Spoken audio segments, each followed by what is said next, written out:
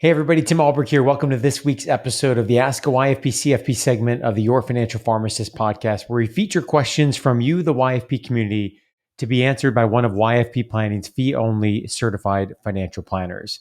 Before we jump into today's question, I want to give a shout out to YFP Planning's incredible team that makes this segment possible. YFP Planning offers fee-only comprehensive financial planning services that are customized to the pharmacy professional.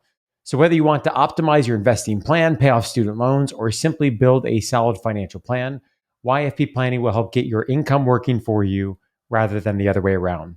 You can learn more and book a free discovery call by visiting yfpplanning.com. Again, that's yfpplanning.com. Okay, this week's question comes from Deanna in Atlanta, Georgia.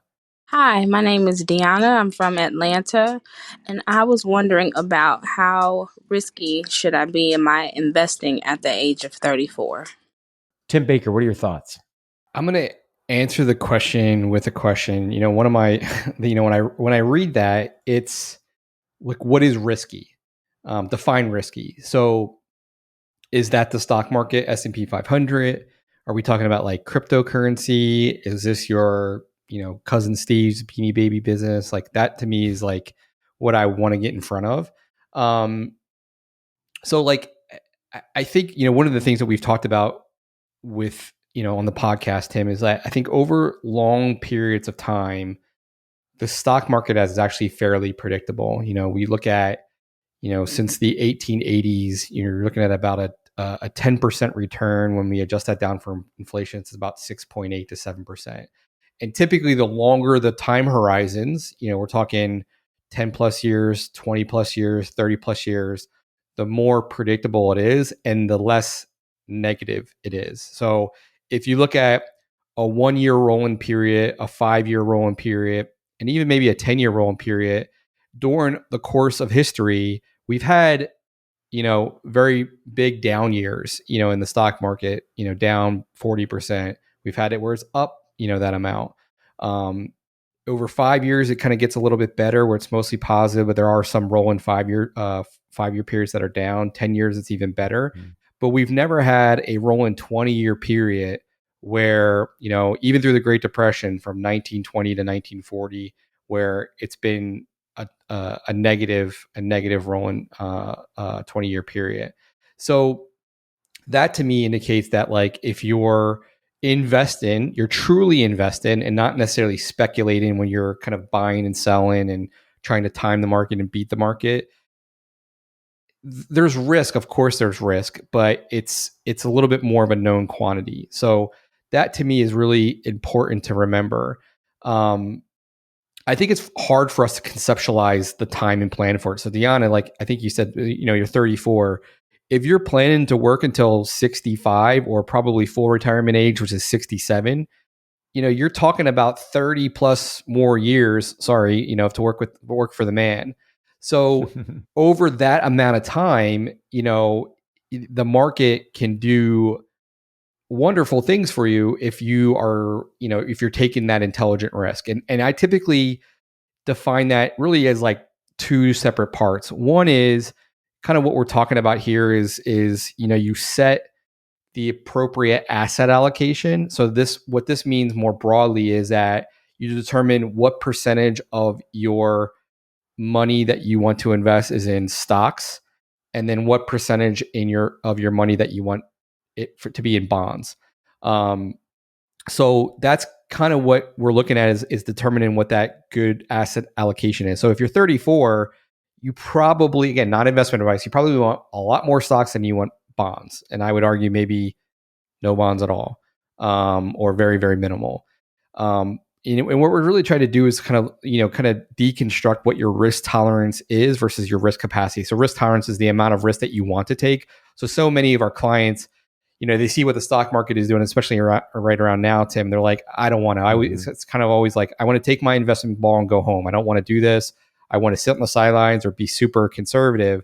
The problem is like when you do that, it hurts your returns. The risk capacity is the amount of risk that you need to take or should take. So typically the amount of risk that you need to take, this is someone that's maybe in their 50s that wants to retire in 5 years. You have to be aggressive and you have to take more risk because you'll never get to the number that you need to be able to retire. For younger people, it's more the risk that you should take just because you have such a long time horizon that if the market goes down 30% tomorrow, yeah, that would be terrible. And you would like look at your statement and be like, yuck. But it really doesn't matter, Deanna, because you're not even going to remember that when you are 65 and going to retire. So it's interesting, Tim, because I recently with the 401k that we provide for our employees, obviously I'm signed up as that, and you recently they like prompt you to go through and reassess like where you're at and like if you should change your allocation. And in the tool, I actually took screenshots because I thought it was really telling. You have volatility tolerance. So volatility is kind of like how the portfolio goes up and down. So, and it has this toggle that says, less risky to the other side of the spectrum is more risky. And it says every investor has a different reaction to risk and reward. Use the slider to show the portfolio growth that you're most comfortable with. So if you look at less risky, if you imagine like a line chart, it's pretty much like this. And it's like not a whole lot of bumps. It's just like gradual as we go from today to when I'm 67, which is my full retirement age. If you toggle it in the middle, there's a little bit more, it's a more of a steeper climb in terms of that balance at 67, but there's a more roller coaster, right? There's a more like this. When you go to the most risky, all the way to the other extreme, it's a lot more of this, but the end in balance is so much higher than kind of the middle and the more conservative.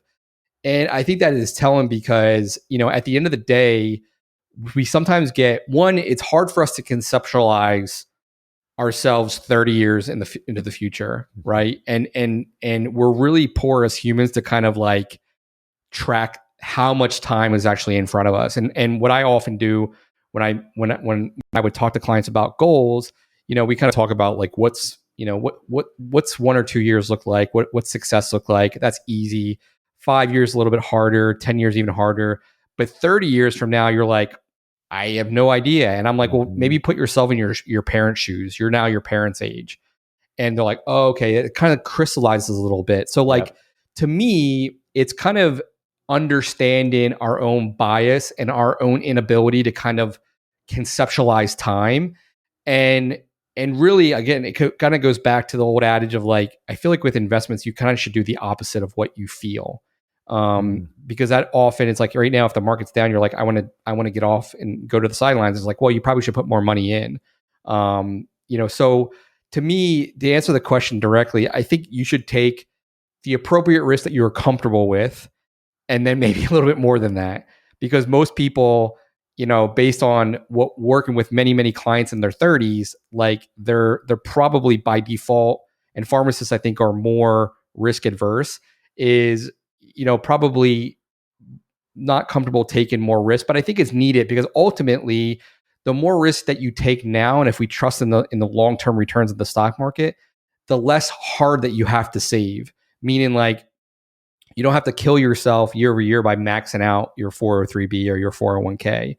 You'll get to that pot of money that you need if you let the market kind of do the heavy lifting. And again, it's always good to get your contributions up to that max. But to me, that's really what it's about. So, risky, I think, is very subjective. I would define that. We talk about crypto. That's, I think, very speculative at this point.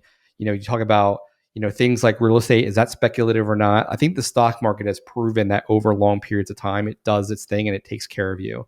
And the other part that I was going to mention that outside of the asset allocation is just the fees. So just understanding, the fees that could potentially eat away from your return. And often there are better alternatives if you do a little bit of digging to understand what you're paying and who gets paid what and that type of thing. So asset allocation and fees, super important when it comes to, determining your portfolio makeup and the like.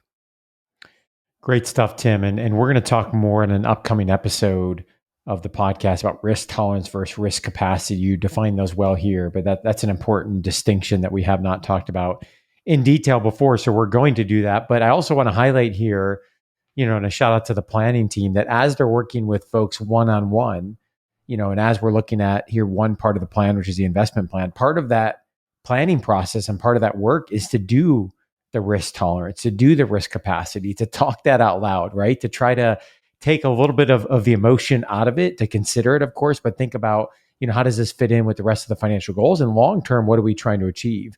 And, that also syncs up with ultimately, what the investment plan is going to be going forward. So I think it's just another great example where having a coach in your corner to number one, to help advise, to help talk through that, and then to also help keep accountable, especially in periods like we're in now. Just in the last 3 days, right? We've been up, we've been down, we've been up, we've been down. And I think if we're taking that long-term horizon and we have somebody who's in our ear reminding us of that, I think that can be incredibly powerful. So just another reminder there of the value I think that a coach can bring. Yeah, and it's not a static thing, Tim. So I've had clients that we work with for years, and like we talk about this, and they're like, Tim, I understand what you're saying, but like let's stick with maybe like an 80-20 portfolio where we have 80% in equities, 20% in bonds. And again, this is a hypothetical. And I'm like, okay, we'll do that. That's what you're comfortable with. And then, at least annually, if it was me or now one of our lead planners, they're saying like, is that still where we need to be? Like a lot of people, especially if they're doing it themselves, it's kind of set it, forget it. And there's nobody objectively asking those questions. And that could have huge implications. But I have clients and I look at their folders, like when we started, we were at this allocation and then we revised it to a little bit more aggressive and then maybe a little bit more aggressive after that. Because I'm asking the question is like, hey, the market did take a pretty big downturn during the pandemic or, whatever happened in China, whatever it is, like we're still alive and we're okay. And again, if we have that mindset of like, this is a long-term thing and we're not necessarily worried about this window of time and what the balance of our accounts are, then I think that's better. Now, again, if you're closer to retirement, pre-retiree, that's a completely different, circumstance and in a different, window of time and how we're going to allocate. But, I think a lot of people leave money in the table because they look at it like, okay, like this is what I'm being told based on an algorithm. And then there's not really a human conversation. And then you work 5 or 10 years. And again, if you look at an alternate reality of like where it could be after those 5-10 years versus if you were to, incrementally increase, the risk, on that, it's real money, and we kind of, outline that, we do a nested calculation and we'll say, okay, if we're here versus if we're here, that cuts, your deficit of like, hey, you're running a $500 per month deficit to get to this $4 million nest egg when you're 67. Now, if we go from this allocation to this, now you're running a surplus. And that's kind of goes back to that whole idea of like, you just have to save less hard. But again, it depends on your circumstance. It depends on your, stage of life. All that stuff goes into this. So it's not, again, we're not talking, a blanket statement, but it's important for people to understand. And again, for folks that are interested in learning more about what it would look like to work one-on-one with a YFP Planning certified financial planner, you can go to yfpplanning.com. You'll see an option to book a free discovery call with Justin Woods, our Director of Business Development, to determine what's going on in your financial situation, what are the goals that you have, learn more about the services, and again, to see if that is a good fit. Deanna, thanks again for submitting your question to be featured on this week's Ask a YFP CFP segment of the podcast. We're going to be sending you a super comfy YFP t-shirt. And for those listening, we would love to hear your question. You can submit that by sending us an email to info@yourfinancialpharmacist.com, or you can record your question by going to yourfinancialpharmacist.com/ask YFP. As we wrap up this week's Ask a YFP CFP episode, an important reminder that the content that we cover here is really provided for informational and educational purposes only and is not intended to provide and should not be relied on for investment or any other advice. Information that we represent on the podcast and our corresponding materials should not be construed as a solicitation or offer to buy or sell any investment or related financial product. You can find more information about this at yourfinancialpharmacist.com/disclaimer. Thanks again for listening and have a great rest of your week.